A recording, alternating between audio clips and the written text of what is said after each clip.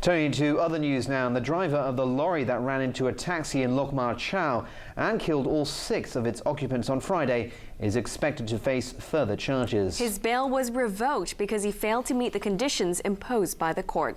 ATV's Jeff Tang reports. This morning, 41-year-old Law Siu Kun was taken to Kowloon City Magistrates Court, where he was charged with dangerous driving causing death. Law was the driver of a container truck that rammed into a taxi traveling in the opposite direction on the Chow Tau section of Castle Peak Road on Friday. All 6 occupants of the taxi, including the driver, were killed after the vehicle was flattened by the impact and dragged along the road for 50 meters. Law was arrested after a breathalyzer test showed he was more than 4 times over the legal alcohol limit. Prosecutors today asked to have the case adjourned because they are still waiting for detailed reports of the accident.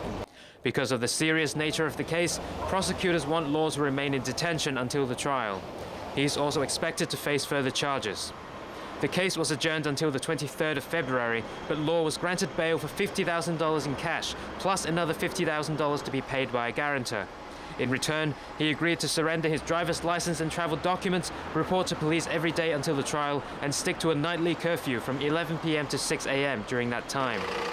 But his bail was revoked shortly after the terms were handed out because he failed to surrender his driver's license as required, saying he'd lost it in the accident.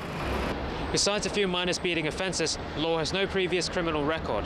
But since he can't produce all the necessary documents, he'll have to spend the next few weeks behind bars until the court can decide how to deal with him. Jeff Tang, ATV News.